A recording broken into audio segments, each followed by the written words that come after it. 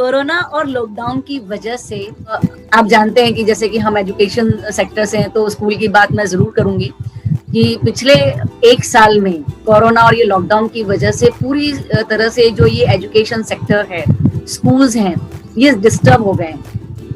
पढ़ाई पूरी तरह से जो एक हम 1-to-1 कोचिंग मतलब क्लास में हम बच्चों के साथ कनेक्ट होकर के पढ़ा पाते थे, वो नहीं रह पाई। और साथ में उनके साथ साथ बच्चे जो हैं वो पूरी तरह से डिस्टर्ब हो गए। बच्चों को समझ में नहीं आया कि अभी तक हमें कहा जा रहा था कि फोन से दूर रहो, अब हमें कहा जा रहा है फोन पे आ जाओ। तो ये थोड़ी सी उनके लिए कंफ्यूज सिचुएशन क्रिएट हुई। और ऐसे में अब एग्जाम्स जो हैं वो बिल्कुल सिर पे हैं, बिल्कुल नजदीक हैं। तो ऐसे में स्टूडेंट्स को किन बातों पे फोकस करना चाहिए? ऑलवेज जो भी सिचुएशन है मैम, मेरा ये पर्टिकुलर मानना है कि कोई भी सिचुएशन है उसके दो ऑप्शन हो सकते हैं। या तो पहला ऑप्शन है कि हम उसका सॉल्यूशन ला सकते हैं। इफ आंसर इज यस, तो solution, next question is that कि क्या सॉल्यूशन हम कर सकते हैं, तो वो सॉल्यूशन के ऊपर काम करना चाहिए। लेकिन अगर जब मैं क्वेश्चन करूं कोई भी सिचुएशन है कि इस सिचुएशन का आंसर मेरे पास है या सॉल्यूशन मेरे पास है, लेकिन उसका आंसर नो ही है, तो उस सिचुएशन पे बैठ के रोने की बजाय हम क्या बेटर कर सकते हैं अकॉर्डिंग टू सिचुएशन, वो करना चाहिए। मेरा पहले से ये मानना रहा। जब लॉकडाउन मार्च में हुआ, अप्रैल में हमने 2 महीना कुछ प्लान किया, क्योंकि पहले से किसी को पता नहीं था कि ये कोविड इतना लंबा चलने वाला, राइट। 10-15 दिन में शायद हम फिर से कम बैक करेंगे, वैसी एक्सपेक्टेशन सबके पास थी। लेकिन एक आध महीने में ये कहीं आइडिया आ गया कि ये अब जो कोविड है वो लंबा चलने वाला है, या एक आध साल भी हम कह सकते हैं। जब स्कूल की सिचुएशन थी, स्कूल बंद हुई, आज 1 साल होने को आई उस बात को। लास्ट मार्च में ये कहीं ना कहीं शुरू हुआ था कोविड का सिचुएशन। तो मेरा ये मानना था कि भाई इनमें हम क्या कुछ कर सकते, क्या हमारे पास सॉल्यूशन है। इफ आंसर इज नो, हमारे पास कोई सॉल्यूशन नहीं था, क्योंकि किसी को कुछ पता भी नहीं था, कोई क्लैरिटी भी नहीं थी। आज भी फुल ऑफ डेप्थ हमारे पास कोई क्लैरिटी नहीं है कि भाई कैसे करना है, क्या करना है। बस चल रहा है, हम ट्रायल एरर मॉडल पे कहीं काम कर रहे हैं। तो ऑलवेज मेरा एक क्वेश्चन रहता है कि व्हाट नेक्स्ट, तो नया क्या करें, नेक्स्ट क्या करें। तो तभी हमें आइडिया आया कि भाई अब ये जो जमाना है, अब ये डिजिटल होने का टाइम है। जो इंडिया आने वाले 5 साल के बाद जो डिजिटल प्लेटफॉर्म पे पहुंचने वाला था, वो कहीं ना कहीं कोविड के टाइम में पहुंच गया। आज से पहले वेबिनार शब्द बहुत कम लोगों ने सुने थे, पर्टिकुलर एजुकेशन फील्ड में। ना तो टीचर, ना तो पेरेंट्स, ना तो स्टूडेंट ये वेबिनार वर्ड से, ये जूम से कोई वाकिफ नहीं थे। लेकिन आज ये हम इंटरव्यू भी जूम के जरिए कर रहे हैं। आज टीचर्स, पेरेंट्स सबको जूम के बारे में पता है, वेबिनार क्या है पता है, ऑनलाइन क्या है वो पता है, नेट का इंपॉर्टेंस समझ में आ गया। तो ये पूरी चीज अवेयर हो गई। तो हमने माई स्टूडियो करके एक पूरा स्टूडियो सेटअप के बारे में सोचा, और लॉकडाउन में, ड्यूरिंग द लॉकडाउन टाइम हमने ये पूरा काम शुरू किया, और लॉकडाउन के टाइम में हमने पूरा स्टूडियो सेटअप कर दिया। तो ये जस्ट मैं ये कहना चाहता हूँ कि मैं ये सोचता हूँ कि व्हाट नेक्स्ट, मैं क्या नेक्स्ट कर सकता हूँ। अदरवाइज मैं भी बैठ कर रो सकता हूँ कि यार, क्योंकि स्कूल खुलेगी तो मेरे प्रोग्राम्स होंगे, जब स्कूल रेगुलर स्टार्ट होगी देन आफ्टर पूरे जो स्टूडेंट है वो सेफ हो गए या एटमोस्फियर सेट होगा, तब जाके कुछ हम प्रोग्राम्स कर पाएंगे।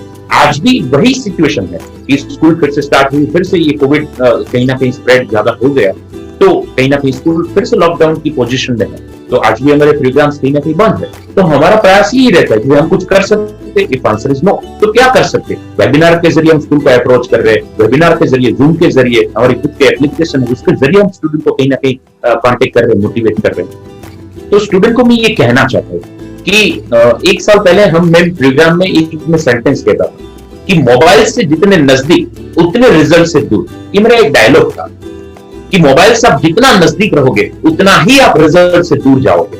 लेकिन अब मैंने प्रोग्राम में ये डायलॉग चेंज कर दिया कि मोबाइल से जितना नजदीक उतना रिजल्ट से नजदीक या तो रिजल्ट से दूर। अब दोनों पॉसिबिलिटी है। अब हम ये नहीं कह सकते कि मोबाइल से नजदीक है तो हम रिजल्ट से नजदीक आ गए। इसलिए मैं स्टूडेंट को हर वक्त कहता हूं कि 6 इंच की स्क्रीन, 6 इंच की स्क्रीन वो 1.5 GB मुकेश भाई के आशीर्वाद आपकी जिंदगी बना भी सकते हैं और बिगाड़ भी सकते हैं। Now choice is your, you may not choice.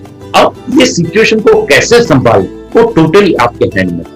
ये नेट के टेक्नोलॉजी के उपयोग से, क्योंकि पेरेंट्स को इतनी ज्यादा अवेयरनेस नहीं है, पेरेंट्स को कुछ पता नहीं है, वो तो बेचारे भोले हैं। आप बोलोगे कि मुझे 1.5 GB नेट चाहिए तो पेरेंट्स तो करवा देंगे, घर पे वाईफाई लगवा देंगे। आपको अपने रूम में पढ़ाई करनी है, अब वहां पे जाके आप जूम में लेक्चर अटेंड कर रहे हैं, यूट्यूब में आप काम का सर्च कर रहे हैं कि दिन का जो काम का नहीं वो सर्च कर रहे हैं। वो टोटली स्टूडेंट के ऊपर डिपेंड रहता है। तो मैं यही कहना चाहता हूं कि स्टूडेंट ये टाइम में एक पैशन रखे और आपके सामने ये गोल होना चाहिए, आप फोकस इतने होने चाहिए कि मुझे क्या करना है, क्योंकि एक प्रकृति का रूल्स क्लियर है कि चंद सालों की कष्टी, चंद सालों की कष्टी पूरी जिंदगी की मस्ती, और चंद सालों की मस्ती पूरी जिंदगी की कष्टी। आज मैं मिलता हूं, अभी रिसेंटली मेरा सौराष्ट्र में प्रोग्राम था भावनगर में, तब मेरी सफीन भाई Hasan, youngest IPS officer of Gujarat at the age of 22 year, 22 साल की उम्र में सूरत में एसवीएनआईटी से उन्होंने इंजीनियरिंग कंप्लीट की है। हम काफी टाइम से टच में, तो मेरा सौराष्ट्र में प्रोग्राम था, तब मेरी बात हुई सफीन भाई हसन, यंगेस्ट आईपीएस ऑफिसर, और भावनगर में अभी एसपी के तौर पे वो काम कर रहे हैं। तो सफीन भाई की भी आप स्टोरी सुने, उसका भी स्ट्रगल पीरियड आप देखें, तो उसका भी यही मानना है कि थोड़े सालों की एक कष्टी अगर आप सहन कर पाओगे तो पूरी जिंदगी की मस्ती। आज आप सफीन भाई की लाइफ देखे, यंगेस्ट आईपीएस ऑफिसर के तौर पे आप लाइफ देखे, 22-23 साल का ये लड़का आज जो लाइफस्टाइल जी रहा है, जो उसकी सोशल स्टेटस जो है, जो उसे रिस्पेक्ट मिलता है, मान सम्मान, उसकी फैमिली की सिचुएशन पूरी 360 डिग्री पे चेंज हो गई। आज उसकी जो लाइफस्टाइल है वो देख के हमें लगता है कि यार उस वक्त पे अगर स्टूडेंट मेहनत कर लेते तो आज लाइफ कुछ और होती।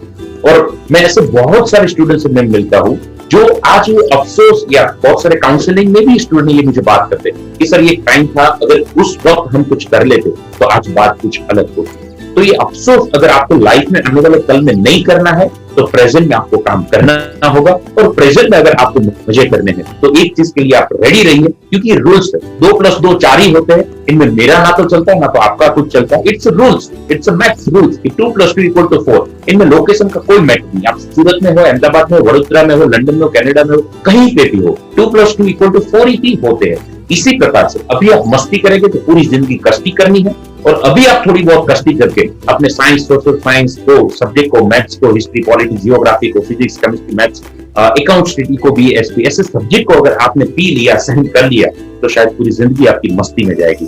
तो आई होप कि ये लॉकडाउन के टाइम में, ये कोविड के टाइम में, जब स्कूल अभी फिर से बंद हुई है, बोर्ड की एग्जाम सिर पे है, हमारे पास बहुत वक्त कम है, तो आप प्रॉपर प्रिपरेशन करें। YouTube में बहुत सारे वीडियोस हैं, आपकी स्कूल के ओर से भी बहुत सारे वीडियोस आते हैं, आप सबको डाउट सोल्व भी पूछ सकते हैं, और बहुत सारी स्कूल में बहुत सारी अच्छी तरीके से प्रिपरेशन हो भी रही है। तो अगर आप अच्छी तरीके से प्रिपरेशन करें तो बोर्ड की एग्जाम में अच्छा स्कोर कर सकते हैं।